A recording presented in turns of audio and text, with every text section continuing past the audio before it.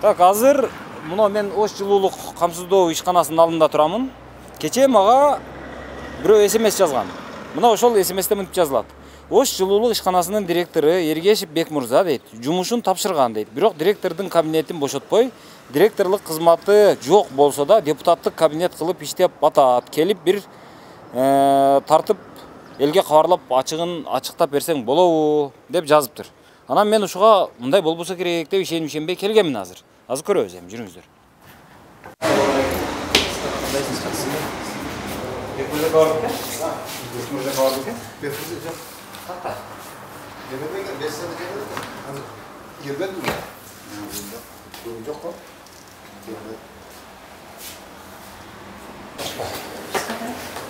Качан болот? Качан болот? Азыр биздин директор алмашкан, ишкананын директору. Алмашканбы? Ооба, директор алмашкан.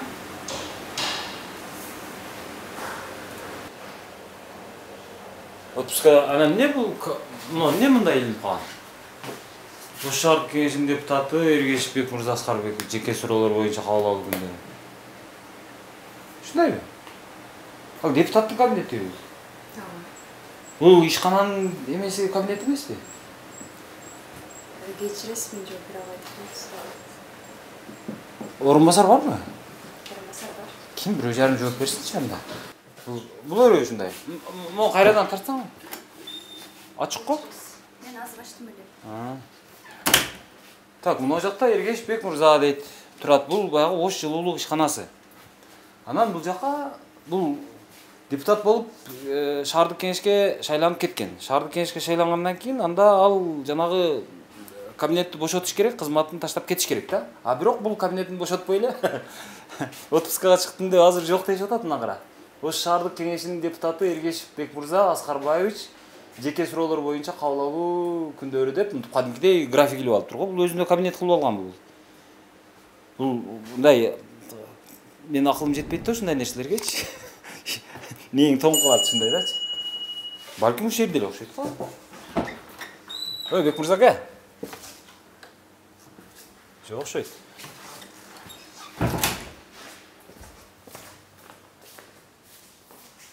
Директордун орун басары дейт. Бул жак бар окшойт. Кадрлар бөлүмү бар бекен? Бар. Ушудан сурайлычы. Эжеке, жакшысызбы? Саламатсызбы?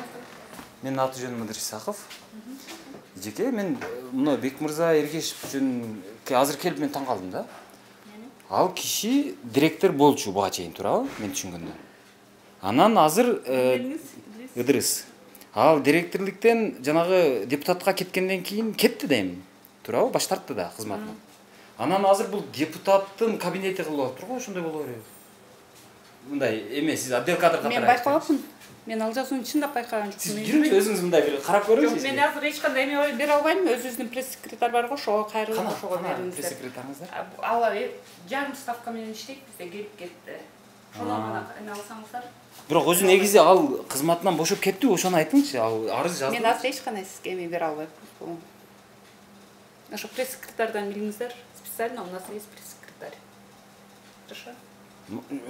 Сиз отдел кадрысыз да бар. Да. Мекеменин кадрлар бөлүмүнүн башчысысыз. Бирок арыз жаздыбы, жазбады ошону гана. Кеткен, кетип кабинетте эле отура берсе. Болду. Болду, эжеке. Рахмат.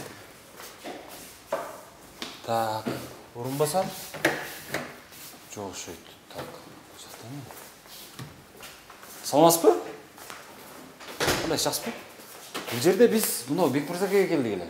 Ал депутаттыкка кеткен да, туурабы? Анан кабинетин кайра депутаттын кабинети болуп калабы, ал директордун кабинети. Жок. Ал жана табличка илип алып тургу, ал жумушка келдиби, келбейт азыр? Азыр ошо 5 этажында жүрөбүз ошо. Бирок депутаттын кабинети деп кабинетке илип алган жана табличканы. Бул өрө дейм да. Кандай?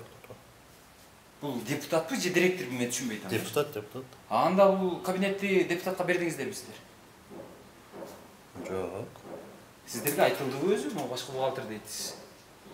Бул жерде материалдык баалуулук деген бар да, туурабы? Материалдык баалуулук демек эменин ушул кандай десем, ушул мекеменики. Мекеменики депутат. Ошо директор. Жок экен да, жок экен. Экономикалоо бөлүмү дейт.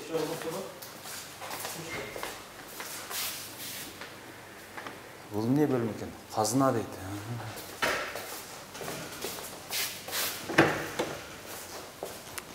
Кызык экен, а? Эсепкана дейт. Директордун орун басары дейт. Бул жакта дагы бир орун басар бар экен.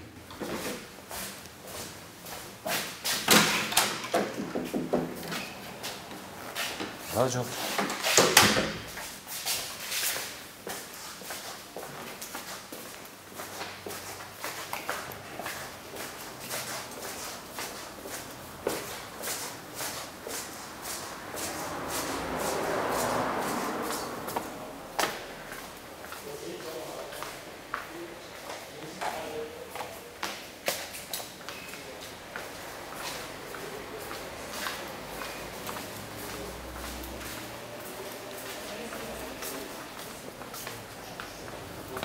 Кечиресиздер.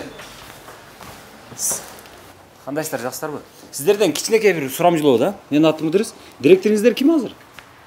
Мурзаматов Нурлан Сапарович. Ошол, э? Берки мурунку директоруңуздар Бекмырза Эргешев беле? Ал кеткенби? Билесиздерби? Кызматтан кеткенби депутатка? Бирок кабинетинде, жанагы депутаттын кабинетинде үйлүп алып турго ушундай.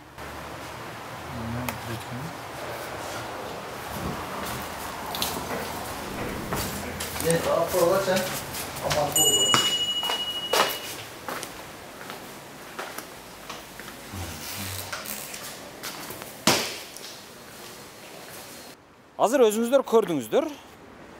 Бизде мындай эрежелер мынтип иреңдеп турат да, эреже түп-түз болбойт да, биздечи эреже дайым ирейип турат. Эгерде бийликтеги адам депутат болуп келсе, ошол жерден эреже мынтип кыйшайып өтүп туруп, ошону айланып өтөт да.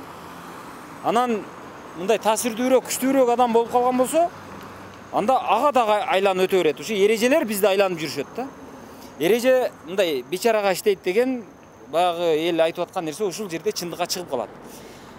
Бекмырза Эргешев буга чейин жанагы ата журт Кыргызстан деп аткан азыркы ата журт Кыргызстан партиясынан депутат болуп шайланган шаардык кеңешке. Ал деген сөз бийликчил партиядан шайланды деген сөз. Бийликчил партиядан буга чейин эл айтып аткан жанагы булар баягы административдик ресурсту колдонду, тиги бу деп. Ал чын. Ошонун чындыгы азыр мына жерде дагы билинип атат да. Бул муниципалдык мекеме болсо, анан бийликчил партиядан депутат болгон адам ушул муниципалдык мекеменин өзү мурда директор болуп отырган жерин жок мен болбойм, мен чыкпайм деп эле чыкпай койсо боло берет экен да. Анын сыртына беймарал жакшынакай кылып эле баягы табличканы илип алыптыр. Эми муну бирөө кой деген бир кожо болобу же жанагы Ташиевдин партиясынан ким депутат болсо, ошол жерде эреже мынтип ошону айланып өтүш керекпи? Эми болду кылыш керек да. Мындай эреже десек, анда бардыгыбызга бирдей эреже, бирдей иштесинчи ушуну. Мына элдин бардыгына мына адилеттүүлүктү орнотом деген мына Ташиев мырза, Садыр Жапаров мырза ошого окшогон нерселерди мындай көзөмөлдөп койсоңуздар болот эле да. Уят да болбосочу.